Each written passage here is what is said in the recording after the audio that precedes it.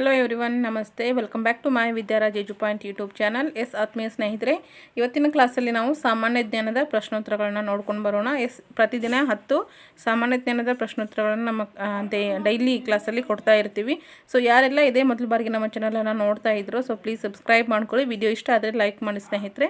ನಿಮ್ಮ ಸ್ನೇಹಿತರಿಗೂ ಸಹ ಆಲ್ಮೋಸ್ಟ್ ಇದನ್ನು ವಿಡಿಯೋಗಳನ್ನು ಶೇರ್ ಮಾಡ್ತಾ ಬನ್ನಿ. ಅವ್ರಿಗೂ ಸಹ ಕಾಂಪಿಟೇಟಿವ್ ಎಕ್ಸಾಮ್ಗೆ ಓದ್ಕೊಳ್ಳಿಕ್ಕೆ ಹೆಲ್ಪ್ ಆಗುವಂಥದ್ದು. ಆಗಿದ್ದರೆ ಲೇಟ್ ಮಾಡೋದು ಬೇಡ, ಬೇಗ ಕ್ಲಾಸನ್ನು ಶುರು ಮಾಡ್ತಾ ಹೋಗೋಣ. ಆಗಿದ್ದರೆ ಈ ಒಂದು ಕ್ಲಾಸಲ್ಲಿ ನಾವು ಇದುವರೆಗೂ ಹಿಂದಿನಿಂದ ನೋಡ್ಕೊಂಡು ಬಂದಿರೋದು ಅಂತಂದರೆ 570 ಪ್ರಶ್ನೋತ್ತರಗಳನ್ನ ನೋಡ್ಕೊಂಡು ಬಂದಿದ್ದೀವಿ. PDF-ನಲ್ಲಿ ನಿಮಗೆ 500 GK ಕ್ವಶನ್ಗಳ ಒಂದು ಸಂಗ್ರಹ ಸಿಗುತ್ತೆ. ಖಂಡಿತ ಅಲ್ಲಿ ಡೌನ್ಲೋಡ್ ಮಾಡಿಕೊಂಡು ಅಭ್ಯಾಸ ಮಾಡಿ. ಬನ್ನಿ, ಹಾಗಿದ್ರೆ ಇವತ್ತಿನ ಕ್ಲಾಸಿನ 10 ಪ್ರಶ್ನೆಗಳು 71ರಿಂದ 80ರವರೆಗೆ ನೋಡ್ಕೊಂಡು ಬರೋಣ. 71ನೇ ಪ್ರಶ್ನೆ ಸ್ನೇಹಿತರೆ, 1951ರಲ್ಲಿ ನಡೆದಂತಹ ಸಂವಿಧಾನದ ಮೊದಲ ತಿದ್ದುಪಡಿ ಯಾವುದಕ್ಕೆ ಸಂಬಂಧಿಸಿದೆ? 1951ರಲ್ಲಿ ನಡೆದಂತಹ ಸಂವಿಧಾನದ ಮೊದಲ ತಿದ್ದುಪಡಿ ಯಾವುದಕ್ಕೆ ಸಂಬಂಧಿಸಿದೆ ಅಂತಕ್ಕಂಥದ್ದು ಪ್ರಶ್ನೆ. ಕೆಲವೊಂದಷ್ಟು ಸೆಕೆಂಡ್ಗಳ ಕಾಲಾವಧಿಯಲ್ಲಿ ನೀವು ಕಾಮೆಂಟಲ್ಲಿ ಸಹ ಆನ್ಸರ್ ಮಾಡ್ತಾ ಹೋಗ್ಬೋದು. ಆಗಿದ್ದರೆ ಈ ಪ್ರಶ್ನೆಗೆ ಉತ್ತರ ಬಂದು ಭೂ ಸುಧಾರಣೆ. ಉತ್ತರ ಬಂದು ಭೂ ಸುಧಾರಣೆ. 1951ರಲ್ಲಿ ನಡೆದಂಥ ಸಂವಿಧಾನದ ಮೊದಲ ತಿದ್ದುಪಡಿ ಬಂದು ಭೂ ಸುಧಾರಣೆಗೆ ಸಂಬಂಧಿಸಿದ್ದಾಗಿರುತ್ತೆ. ಅದೇ ರೀತಿ ಸ್ನೇಹಿತರೆ, ಮುಂದಿನ ಪ್ರಶ್ನೆ. ದುಂಡು ಕ್ರಾಂತಿ ಯಾವ ಕ್ಷೇತ್ರಕ್ಕೆ ಸಂಬಂಧಿಸಿದೆ? 72ನೇ ಪ್ರಶ್ನೆ. ದುಂಡು ಕ್ರಾಂತಿ ಯಾವ ಕ್ಷೇತ್ರಕ್ಕೆ ಸಂಬಂಧಿಸಿದೆ? ಉತ್ತರ ನೋಡೋಣ. ಆಲೂಗಡ್ಡೆ. ದುಂಡು ಕ್ರಾಂತಿ ಆಲೂಗಡ್ಡೆ ಕ್ಷೇತ್ರಕ್ಕೆ ಸಂಬಂಧಿಸಿದೆ ಅಂತಕ್ಕಂಥದ್ದನ್ನು ಗಮನಿಸ್ಕೊತೀವಿ. ಸ್ನೇಹಿತರೆ, ಇವು ಪ್ರಮುಖವಾದಂತಹ history GK questions and answers ಅಂತಲೇ ಹೇಳ್ಬೋದು. ಮುಂದಿನ 73ನೇ ಪ್ರಶ್ನೆ ನೋಡೋಣ. ರೈಸ್ ಪಾರ್ಕ್ ಎಲ್ಲಿದೆ? ರೈಸ್ ಪಾರ್ಕ್ ಎಲ್ಲಿದೆ?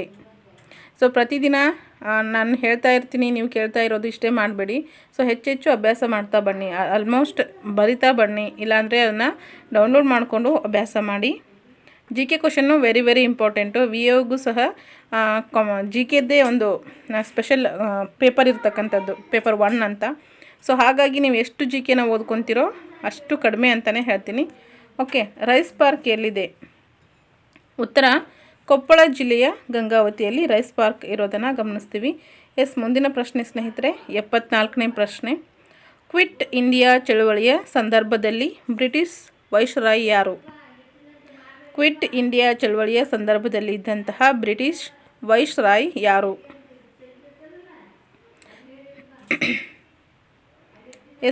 ಉತ್ತರ ಲಾರ್ಡ್ ಲಿನ್ಲಿತ್ಗೋ ಅಂತಕ್ಕಂಥವ್ರು. ಕ್ವಿಟ್ ಇಂಡಿಯಾ ಚಳುವಳಿಯ ಸಂದರ್ಭದಲ್ಲಿ ಇದ್ದಂತಹ ಬ್ರಿಟಿಷ್ ವೈಸ್ರಾಯ್ ಬಂದು ಲಾರ್ಡ್ ಲಿನ್ಲಿತ್ಗೋ ಅಂತಕ್ಕಂಥವ್ರು.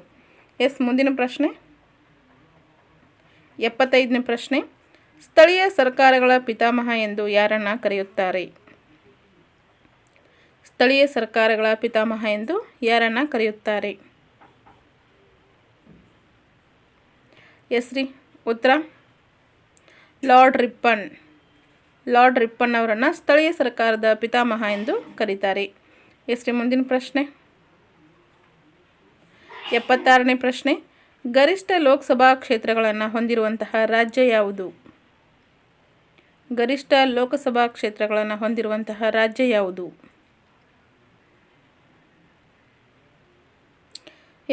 ಉತ್ತರ ಉತ್ತರ ಪ್ರದೇಶ್. ಗರಿಷ್ಠ ಲೋಕಸಭಾ ಕ್ಷೇತ್ರಗಳನ್ನು ಹೊಂದಿರುವಂತಹ ರಾಜ್ಯ ಬಂದು ಉತ್ತರ ಪ್ರದೇಶ ಆಗಿರುತ್ತೆ. ಅದೇ ರೀತಿ ಮುಂದಿನ ಪ್ರಶ್ನೆ. 77ನೇ ಪ್ರಶ್ನೆ. ಭಾರತದ ಆಧ್ಯಾತ್ಮಿಕ ಸಭಾ ಅದರ ಸ್ಥಾಪಕರು ಯಾರು? ಭಾರತದ ಆತ್ಮೀಯ ಸಭಾ ಅಥವಾ ಆಧ್ಯಾತ್ಮಿಕ ಸಭಾ 1882ರಲ್ಲಿ ಸ್ಥಾಪನೆ ಆದಂತಹ ಈ ಸಭಾದ ಸ್ಥಾಪಕರು ಯಾರಾಗಿರ್ತಾರೆ?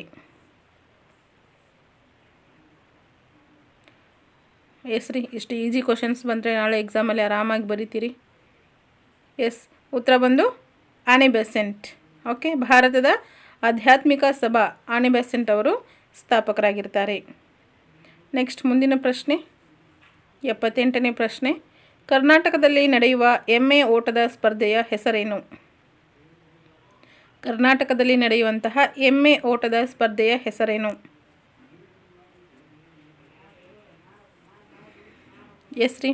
ಆಲ್ಮೋಸ್ಟ್ ಕಮ್ಯುನಿಟಿ ಟ್ಯಾಬಲ್ಲಿ ಸಹ ಕೆಲವೊಂದಷ್ಟು ಪ್ರಶ್ನೆಗಳನ್ನು ಆಪ್ಷನ್ಸ್ಗಳನ್ನು ಹಾಕಿರ್ತೀನಿ. ಸೊ ಸುಮಾರು ಜನರು ಅಲ್ಲಿ ಸಹ ಆನ್ಸರ್ ಮಾಡ್ತಾ ಇದ್ದೀರಿ. ಅಲ್ಲಿ ಸಹ ನೀವು ಜಿ ಕೆ ಕ್ವಶನ್ಸ್ಗಳನ್ನು ಕಾಣ್ತಾ ಹೋಗ್ತೀರಿ. ಕಮೆಂಟಿಗೆ ನೀವು ಅಲ್ಲಿ ಉತ್ತರಗಳನ್ನು ಕರೆಕ್ಟಾಗಿ ಹಾಕ್ತಾ ಬನ್ನಿ. ಓಕೆನಾ? ಎಸ್ ರೀ, ಉತ್ತರ ಬನ್ನಿ. ಕಂಬಳ. ಕರ್ನಾಟಕದಲ್ಲಿ ನಡೆಯುವಂತಹ ಎಮ್ಮೆ ಓಟದ ಸ್ಪರ್ಧೆಯ ಹೆಸರು ಬಂದು ಕಂಬಳ ಅಂತ ಕರೀತಾರೆ. ಹಾಗಿದ್ರೆ ನೆಕ್ಸ್ಟ್ ಪ್ರಶ್ನೆ 79ನೇ ಪ್ರಶ್ನೆ.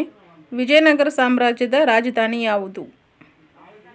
ವಿಜಯನಗರ ಸಾಮ್ರಾಜ್ಯದ ರಾಜಧಾನಿ ಯಾವುದು?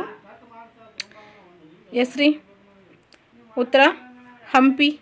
ವಿಜಯನಗರ ಸಾಮ್ರಾಜ್ಯದ ರಾಜಧಾನಿ ಬಂದು ಹಂಪಿ. ಎಸ್, ಈ ಒಂದು ಕ್ಲಾಸ್ನ ಕೊನೆಯ ಪ್ರಶ್ನೆ ಸ್ನೇಹಿತರೆ, 10ನೇ ಪ್ರಶ್ನೆ.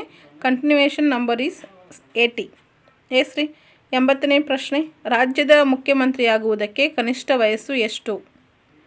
ರಾಜ್ಯದ ಮುಖ್ಯಮಂತ್ರಿಯಾಗುವುದಕ್ಕೆ ಕನಿಷ್ಠ ವಯಸ್ಸು ಎಷ್ಟು? ಎಸ್ ರೀ, ಉತ್ತರ ಬಂದು 25 ವರ್ಷಗಳು. ರಾಜ್ಯದ ಮುಖ್ಯಮಂತ್ರಿ ಆಗೋದಕ್ಕೆ ಕನಿಷ್ಠ 25 ವರ್ಷಗಳು ಆಗಿರಬೇಕು ಅಂತಕ್ಕಂಥದ್ದು. ಎಸ್ ರೀ, ಐ ಹೋಪ್ ಈ ಕ್ಲಾಸ್ ನಿಮಗೆ ಖಂಡಿತ ಇಷ್ಟ ಆಗಿದೆ, ಮಾಹಿತಿ ಯೂಸ್ಫುಲ್ ಆಗಿದೆ ಅಂತ ಭಾವಿಸ್ತೀನಿ. ಯೂಸ್ಫುಲ್ ಅಂತ ಅನಿಸಿದರೆ ಪ್ಲೀಸ್ ಲೈಕ್ ಮಾಡಿ, ಶೇರ್ ಮಾಡಿ, ಸಬ್ಸ್ಕ್ರೈಬ್ ಮಾಡ್ಕೊಳ್ಳಿ. ಅದೇ ರೀತಿ ನಿಮ್ಮ ಅನಿಸಿಕೆಗಳನ್ನು ತಪ್ಪದೇ ಕಾಮೆಂಟಲ್ಲಿ ತಿಳಿಸಿ. Thank you so much for everyone. Once again thanks for watching. Next ಕ್ಲಾಸಲ್ಲಿ ಮತ್ತೆ ಸಿಗೋಣ. ಇದೇ ರೀತಿ ಸಪೋರ್ಟ್ ಮಾಡ್ತಾಯಿರಿ. Thank you.